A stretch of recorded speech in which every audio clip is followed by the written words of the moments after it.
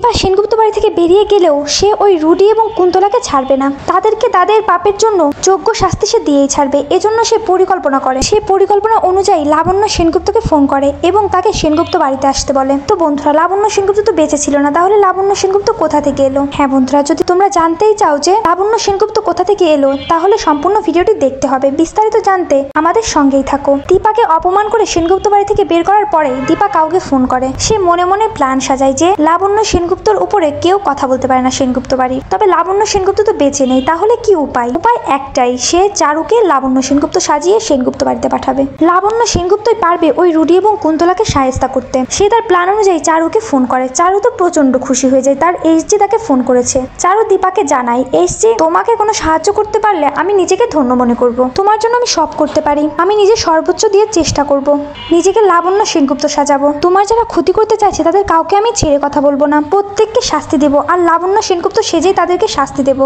এরপর দেখা যায় চারু পুরো হুবহু লাবণ্য সেনগুপ্ত সেজে সেনগুপ্ত বাড়িতে আসে। লাবণ্য সেনগুপ্তকে দেখে তো সেনগুপ্ত বাড়ির সকলেই চমকে যায়। চারু হুবহু লাবণ্য সেনগুপ্তর ফেস, লাবণ্য সেনগুপ্তর ভোকাল কার্ড সবকিছুই নিজের চেঞ্জ করে সে লাবণ্য সেনগুপ্তর মতো করেছে। দীপার কথা অনুযায়ী সে সেনগুপ্ত বাড়িতে ঢুকেই প্রবীরের মুখোমুখি হয়। প্রবীর বলে, লাবণ্য তুমি কোথায় ছিলে এতদিন? তুমি না মারা গিয়েছো? চারু ওরফে লাবণ্য বলে, না আমি মারা যাইনি, আমি এতদিন একটা আশ্রমে ছিলাম, আমি শুধু তোমাদের দেখছিলাম তোমরা কি করো। তবে তোমরা তো এখন সবকিছুর মাত্রা ছাড়িয়ে গেছো, এখন তো আমাকে আসতেই হতো, নিজেদের বিপদ তোমরা নিজেরাই ডেকে এনেছো। লাবণ্য প্রবীরকে বলে, আমি তোমাকে দেখে অবাক হয়ে যাচ্ছি, তোমার বুড়ো হওয়ার সাথে সাথে তোমার মাথাটাও একদম চলে গেছে। তুমি ঘরের লোককে ঘর থেকে বের করে দিয়েছো, আর কার কথাই? সে হচ্ছে অন্য কেউ নয়, আমাদের চরম শত্রু কুমারের মেয়ে কুন্তলাকে, যার কথায় তুমি দীপাকে বাড়ি থেকে বের করে দিয়েছো। এরপর লাবণ্য প্রবীরকে আরো বলে, তুমি নিজেকে ঘরবন্দি করে ফেলো আর নিজের মাথায় ঠান্ডা মাথায় ভেবে দেখো তুমি আসলে কি কি করেছো। এরপর লাবণ্য এগিয়ে যায় রুডির দিকে আর বলে, দৌড়থি মাই ফ্রেন্ড, তোর আমাকে মনে আছে?